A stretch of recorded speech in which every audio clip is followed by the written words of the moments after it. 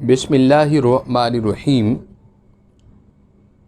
یا ایھا الذین آمنوا لا تقدموا بین یدی اللہ ورسولہ واتقوا اللہ ان اللہ سمیع علیم۔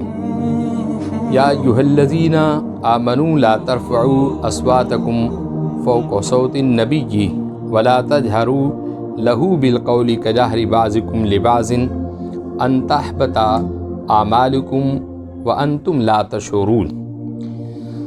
ان الذین یغضون اصواتهم عند رسول اللہ اولئک الذین امتحن اللہ قلوبهم للتقوی لهم مغفرۃ واجر عظیم۔ ان الذین ینادونک من وراء الحجرات اکثرهم لا یعقلون۔ ولو انہم صبروا حتی تخرج الیہم لکان خیرا لہم واللہ غفور رحیم۔ حضرات گرامی قدر، آپ حضرات کی خدمت میں سورہ حجرات شریف کی 5 آیتیں تلاوت کرنے کی سعادت حاصل کی، اور سورہ حجرات شریف مدینۃ المنورہ کے اندر یہ نازل ہوئی۔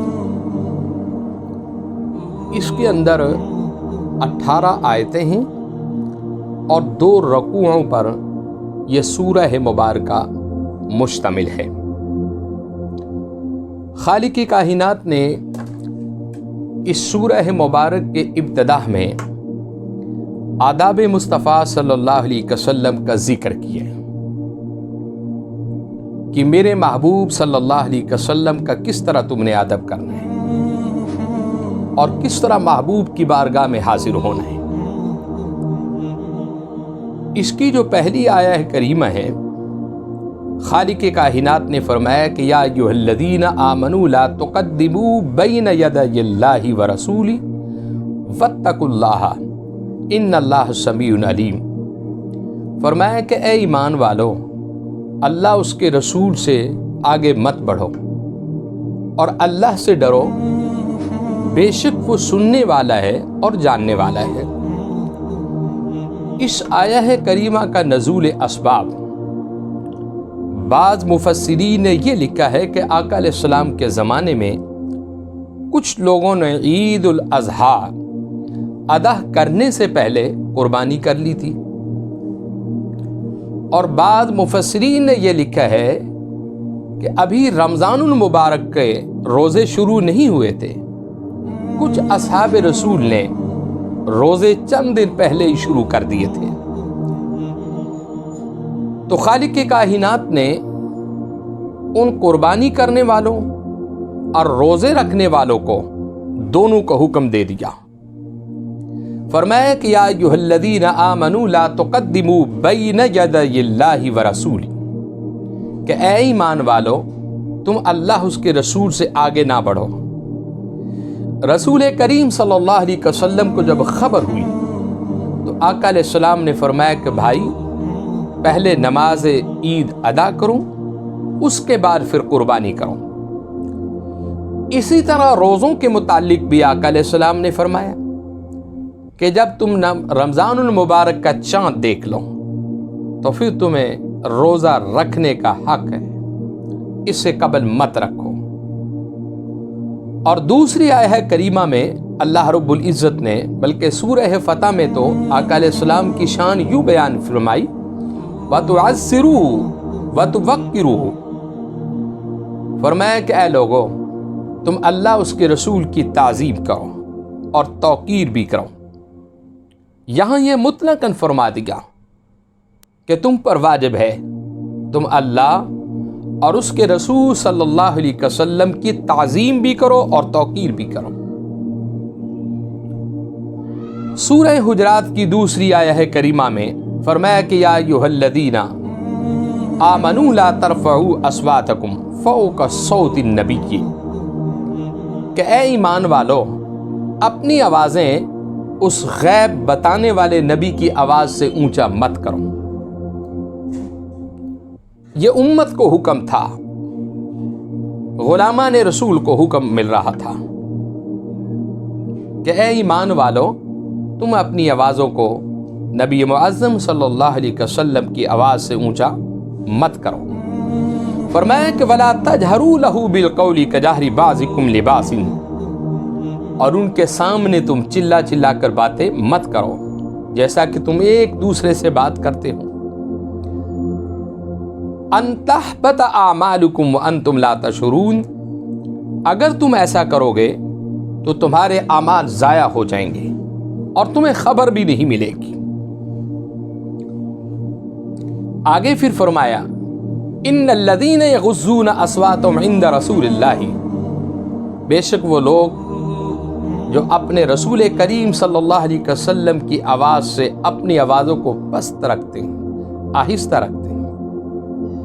اولئک الذین امتحن اللہ قلوبہم للتقوی، یہی وہ لوگ ہیں جن کو اللہ نے چن لیا ہے، اور یہی وہ متقی اور پرہیزگار لوگ ہیں جن کے دلوں کو رب العالمین نے چن لیا ہے. اور پھر ان کے لیے صلہ کیا رکھا؟ لہم مغفرہ، خالق نے فرمایا کہ میں ان کے گناہوں کو معاف کر دیتا ہوں، واجر عظیم، اور انہیں بہت بڑا ثواب میں عطا کرتا ہوں. پھر ایک آیہ ہے کریمہ میں فرمایا ان الذین ینادونک من وراء الحجرات اکثرهم لا یعقلون، اے محبوب آپ ان سے فرما دیجئے جو آپ کے حجرے سے باہر کھڑے ہو کر اکثر آوازیں دیتے ہیں، پکارتے ہیں، اور وہ بے عقل لوگ ہیں، انہیں شعور نہیں ہے. اس سے ثابت ہوا کہ رب ذوالجلال نے کائنات کو یہ حکم دے دیا ہے کہ میرے محبوب کریم صلی اللہ علیہ وسلم کے حجرے سے باہر کھڑے ہو کر مت پکارنا. اور آگے پھر فرماتے ہیں خالق کائنات وَلَوْ أَنَّهُمْ صَبْرُوا حَتَّى تَخْرُجَ إِلَيْهِمْ لَكَانَ خَيْرًا لَهُمْ وَاللَّهُ غَفُورٌ رَحِيمٌ، اگر وہ صبر کر لیتے یہاں تک کہ آپ ان کے پاس تشریف لے آتے.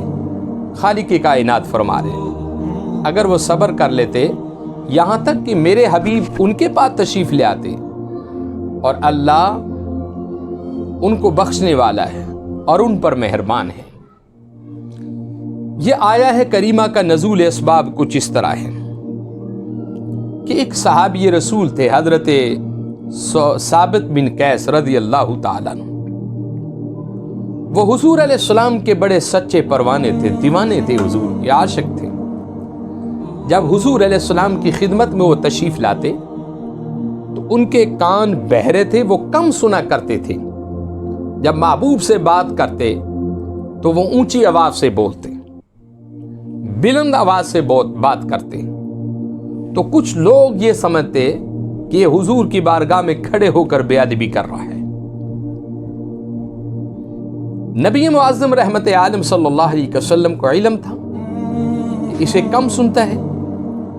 جب قرآن کریم کی یہ آیہ کریمہ نازل ہوئی کہ یا ایھا الذین آمنوا لا ترفعوا اصواتکم فوق صوت النبی، اے ایمان والو اپنی آوازوں کو اپنے نبی کی آواز سے اونچا نہ کرو. تو اس صحابی رسول نے بارگاہ مصطفیٰ صلی اللہ علیہ وسلم میں آنا چھوڑ دیا اور گھر بیٹھ کر وہ روتا رہا، اور سوچ اور فکر یہ تھی کہ میں دوزگی ہوں اور حضور مجھ سے ناراض ہیں، اور خالق کی کائنات بھی مجھ سے ناراض ہیں، اور اس لیے ناراض ہے کہ میں اونچی آواز سے محبوب کی بارگاہ میں بولتا ہوں. اب کئی دن تک وہ شخص حضور کا غلام گھر میں بیٹھ کر روتا رہا کہ محبوب مجھے معاف کرتے، یا رسول اللہ مجھے معاف کرتے. آقا علیہ السلام نے کئی دنوں کے بعد اس صحابی کے بارے میں پوچھا کہ وہ کیوں نہیں آتے. کہ غلام نے عرض کی کہ آقا وہ گھر بیٹھ کر رو رہے ہیں اور وہ یہ کہہ رہے ہیں کہ میں دوزگی ہوں اور مجھ سے گستاخی ہوگی، مجھ سے محبوب خدا ناراض ہے کیونکہ میں حضور کے دربار میں اونچی آواز سے بات کرتا ہوں. سرکار دو عالم صلی اللہ علیہ وسلم نے حکم دیا کہ انہیں بلایا جائے.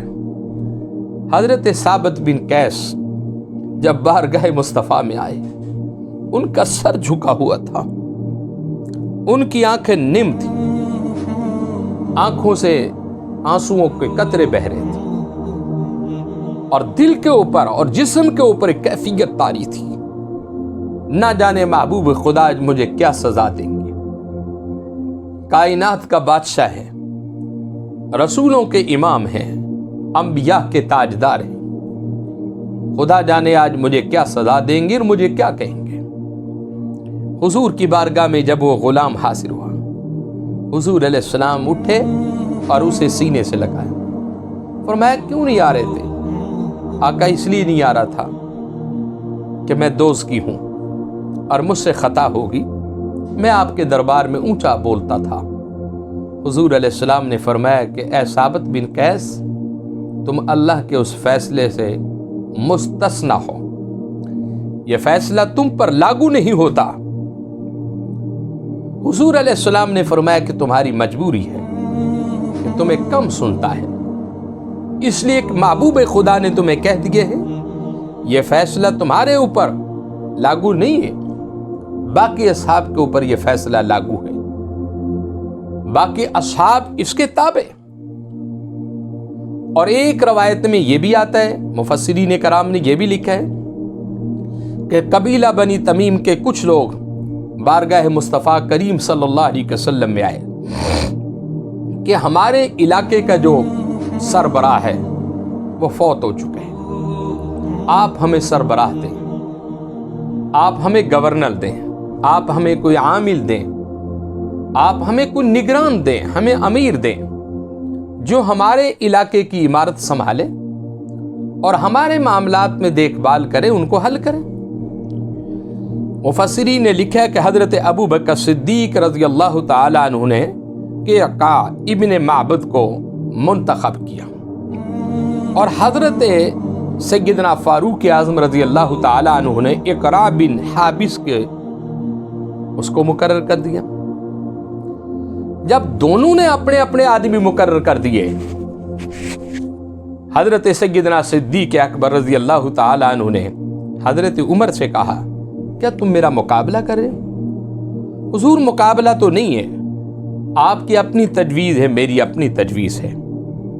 اب یہ دونوں اصحاب آپس میں باتیں کر رہے تھے اور کچھ باتیں اونچی ہوگی، اونچی آواز سے کر رہے تھے، تو خالق کائنات نے قرآن پاک کو نازل کیا اور جبریل لے کر آئے، کہا کہ یا ایھا الذین آمنوا لا ترفعوا اصواتکم فوق صوت النبی، کہ اے ایمان والو اپنی آوازوں کو میرے محبوب سے اونچا نہ کیا کرو۔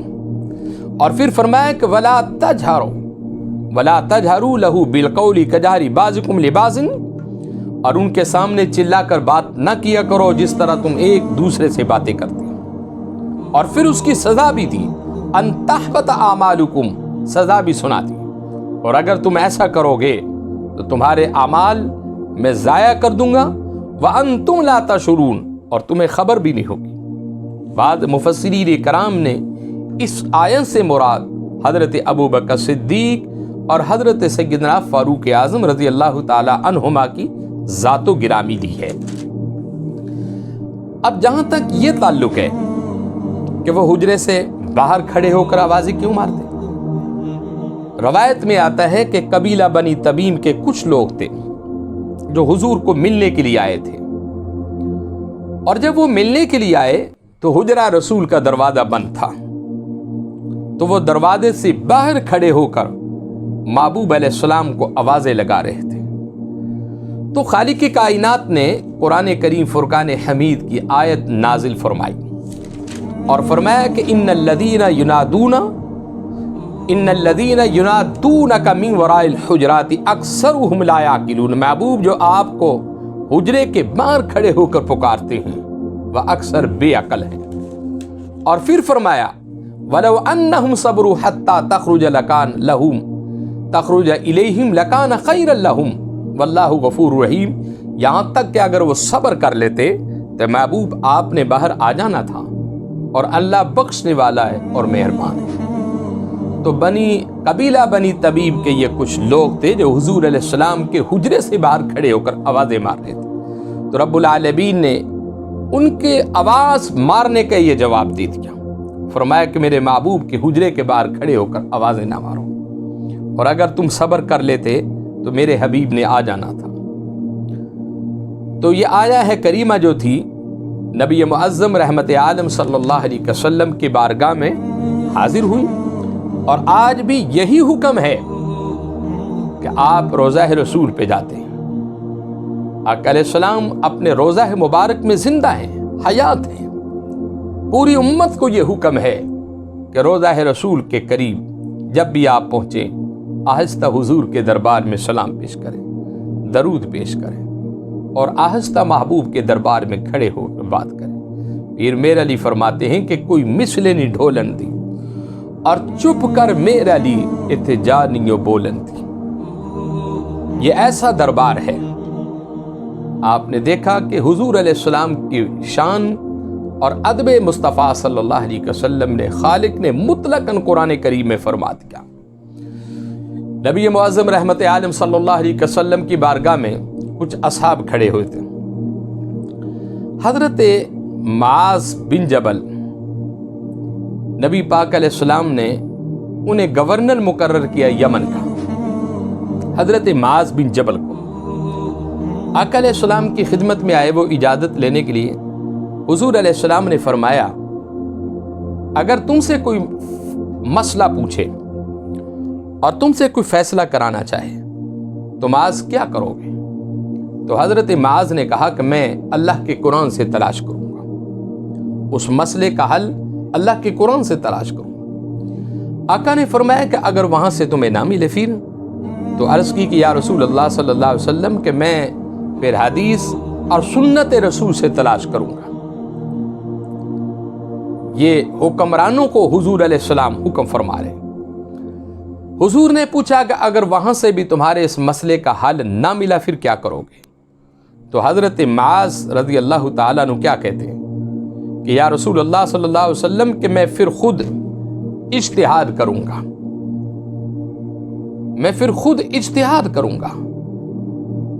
تو نبی کریم علیہ السلام نے حضرت معاذ کو اپنی سینے سے لگایا اور فرمایا کہ مجھے فخر ہے اس بات پر کہ میرا نمائندہ قرآن کا بھی عالم ہے، حدیث مصطفیٰ کا بھی عالم ہے۔ آج امت کو بھی یہی حکم ہے کہ دنیا کے ہر مسئلے کا حل جو ہے وہ قرآن کریم سے تلاش کریں، حدیث مصطفیٰ سے حل اس کا تلاش کریں۔ اور جہاں تک یہ تعلق ہے ادب مصطفیٰ صلی اللہ علیہ وسلم کا، یہ ہم پر لازم اور ضروری ہے۔ آپ نے دیکھا کہ شیطان جب رب العالمین نے حضرت آدم علیہ السلام کے بارے میں حکم دیا کہ تم انہیں سجدہ کرو، تو اس لعین نے کہا کہ میں سجدہ نہیں کر سکتا۔ یہ دنیا کے اندر انبیاء کرام کا پہلا گستاخ تھا، اس نے سجدے سے انکار کیا تھا، اور اللہ رب العزت نے پھر ایسی لعنت اس پر بھیجی، قیامت تک اس پر لعنت ہی برستی رہے گی۔ آج کوئی میرے حضور کی شان میں گستاخی کرے، بے ادبی کرے، قیامت تک اس پر لعنت برستی رہے گی۔ اور آپ یہ سمجھیں، آپ جتنے بڑی عالم ہیں، محدث ہے، فقہ ہے، بہت بڑے پیر ہے، فقیر ہے، لیکن دل میں حضور کا ادب نہیں ہے تو آپ کچھ نہیں ہیں۔ آپ کی زندگی کی ساری عبادت ضائع ہے۔ اور دل میں حضور کا ادب ہے، محبت ہے، عشق ہے، تو آپ اس دنیا میں بھی کامیاب ہیں، قبر کی زندگی میں بھی، حشر کی زندگی میں بھی کامیاب ہیں۔ تو آج پوری امت اور اپنے بھائیوں کو، بہنوں کو یہ پیغام دے رہا ہوں کہ حضور کی بارگاہ میں جب پہنچے تو سرکار دو عالم صلی اللہ علیہ وسلم کی بارگاہ میں جب آپ پیش ہوں، آپ کو علم ہے کہ وہ بارگاہ چھوٹی سی بارگاہ نہیں ہے جہاں 70,000 فرشتے صبح آ کر درود پڑھتے ہیں اور 70,000 فرشتے شام کو آ کر درود و سلام پڑھتے ہیں، اور جو فرشتہ ایک مرتبہ درود و سلام پڑھ کر چلا گیا، قیامت تک اس فرشتے کی دوبارہ واری نہیں آئے گی۔ لیکن حضور نے اس امت پر یہ احسان کیا ہے کہ جتنی مرتبہ امتی حضور کے دربار میں جائیں، حضور اسے دیکھتے بھی ہیں، اسے پہچانتے بھی ہیں، اس کا درود و سلام بھی سنتے ہیں۔ آخری بات میں کرنا چاہتا ہوں، حضرت موسیٰ علیہ السلام کی قوم میں ایک شخص تھا، بعض علماء نے لکھا ہے کہ 100 سال اس کی عمر ہوئی، بعضوں نے لکھا ہے کہ 80 سال اس کی عمر ہوئی۔ ساری زندگی گناہ کرتا رہا، شراب پیتا رہا، زنا کرتا رہا، چوریاں کرتا رہا، لوگوں کی عزت اس سے محفوظ نہیں تھی، وہ مر گیا۔ लोगों ने उसे उठाया और बाहर फेंक दिया। हजरत मूसा अलैहिस्सलाम को हुक्म मिला कि ऐ मेरे कलीम, इसे उठाओ और इसे गुस्ल दो और फिर इसे कफन पहनाओ, इसका जनाजा पढ़ो और इसके लिए दुआ करो। हजरत मूसा अलैहिस्सलाम ने हुक्म इलाही की तामील करते हुए उसे उठाया, गुस्ल दिया, कफन पहनाया, उसका जनाजा पड़ा, कब्र के अंदर दफन किया। बारगाह इलाहिया में खड़े हो गए और कहा कि मौला, सारी दुनिया कहती है कि गुनाहगार है, सियाकार है, जानी है, शराबी है, लेकिन आपका हुक्म था कि मैंने इसे उठा लिया। मैं ये पूछना चाहता हूं, ये कौन सी नेकी करता रहा जिसकी वजह से आप इस पर मेहरबान हुए? तो खालिक की कायनात ने फरमाया कि वाकई ये जानी भी था, शराबी था, सब कुछ इसके अंदर ऐब मौजूद थे, लेकिन रात को सोते वक्त ये वजू करता और मेरे कलाम तौरात शरीफ को खोलता, और खोलने के बाद उसके अंदर मेरे महबूब के नाम को तलाश करता, नाम मोहम्मद को तलाश करता। जहां हुजूर का नाम आता उस नाम को ये चूमता, आंखों से लगाता, मत्थे से लगाता और फिर सीने से लगाता। मैंने इसके गुनाहों को नहीं देखा, महबूब की मोहब्बत को देखा है। अदब रसूल की वजह से, मोहब्बत मुस्तफ़ा की वजह से मैंने इसकी जिंदगी के गुनाह माफ कर दिए। बस यही इसका अमल था जिसकी वजह से मुझे ये पसंद आया। तो मेरे भाइयों, जब हुजूर का नाम आए, आका का नाम मोहब्बत से चूमा करो, आंखों से लगाया करो। और मेरा अकीदा है कि जो हुजूर का नाम चूमता है, आंखों से लगाता है, वो मर जाता है। खुदाए रब्बे जुल जलाल की कसम है, उसकी आंखों की रोशनी कम नहीं होती। हजरत सुल्तान महमूद गजनवी से पूछे इश्क रसूल और मोहब्बत रसूल क्या था, अदब मुस्तफ़ा क्या था। मुसलमानों के बहुत बड़े हुक्मरान थे आप। उनका एक गुलाम था अय्यास, और अय्यास का एक बेटा था मोहम्मद। हजरत सुल्तान महमूद गजनवी रहमतुल्लाह अलैह जब भी उन्हें बुलाते, आप पहले वजू करते और फिर मोहब्बत से उन्हें पुकारते, और जब उन्हें मोहब्बत से पुकारते वो बात सुनने आ जाता, आपकी खिदमत करता। लेकिन एक दिन ऐसा हुआ कि हजरत सुल्तान महमूद गजनवी ने उन्हें नाम मोहम्मद कहकर ना पुकारा। उनका नाम मोहम्मद था। आप जब भी उन्हें बुलाते कहते ऐ मोहम्मद, मेरी ये बात सुनो। वो शख्स हाजिर हो जाता। लेकिन एक दिन ऐसा आया कि आपने नाम मोहम्मद कहकर ना पुकारा, बल्कि अय्यास का बेटा कहकर पुकारा। बस काम तो किया, लेकिन वो घर चला गया और बाप को कहा कि अब्बा जान, आज मुझसे को खता होगी है, और मुसलमानों का जो बादशाह है वो मुझसे नाराज है, वो गलती मुझसे हो गई है, आप मेहरबानी करें, मुझे माफ़ी दिलवाएं। अय्यास हजरत सुल्तान महमूद की खिदमत में हाजिर हुआ और कहा कि हुजूर, हम जद्दी आपके गुलाम और नौकर हैं, मेरे बेटे से कोई गलती कोताही होगी तो माफ़ी दे दें। उसने कहा कि क्या हुआ? कहा कि हुजूर, सारी जिंदगी आप नाम मोहम्मद कह के पुकारते रहे और आज मेरे बेटे को आपने अय्यास का बेटा कहकर पुकारा है। तो हजरत सुल्तान महमूद की गजनवी की आंखों में आंसू आ गए और आप रोते रहे काफी देर तक। अय्यास परेशान हो गए, बादशाह क्यों रो रहा है? दाएं बाएं के खड़े बैठने वाले लोग भी हैरान और परेशान हो गए। आज सुल्तान महमूद को क्या हुआ? आप इतने रोए, और जब आप खामोश हुए तो कहने लगे कि अय्यास, तुम्हारे बेटे से कोई गलती और कोई खता नहीं हुई। असल हकीकत यह है कि तुम्हारे बेटे का नाम है मोहम्मद, और मेरे आका, मेरे सरदार का नाम भी है मोहम्मद, जो कायनात का सरदार है, अल्लाह की खुदाई का बादशाह है और नबियों का नबी है, उसका नाम भी मोहम्मद है। मुझे तुम्हारा बेटा अच्छा लगता है कि तुम्हारे बेटे का नाम मोहम्मद है, मेरे महबूब का नाम भी मोहम्मद है। तो मैं जब भी तुम्हारे बेटे को बुलाता हूं, पहले वजू करता हूं, फिर अपने मुंह को गुस्ल कराता हूं, और फिर उसके बाद अपने लबों पर नाम मोहम्मद लेकर आता हूं। और आज मेरा वजू नहीं था तो मेरे इश्क और मेरी मोहब्बत ने, मेरे अदब ने गवारा ना किया کہ میں آپ کے بیٹے کو بلاؤں اور نام محمد کہہ کے پکاروں. یعنی میری عقیدت اور میری محبت یہ ہے کہ میں جب بھی حضور کا نام لوں تو پہلے وضو کروں، پھر اپنے لبوں پر نام محمد لے کر آؤں. تو عیاض سمجھ گئے کہ بادشاہ ناراض نہیں ہیں، بلکہ آج انہوں نے میرا جو نام پکارا ہے وہ اس لیے پکارا ہے کہ بادشاہ کا وضو نہیں تھا.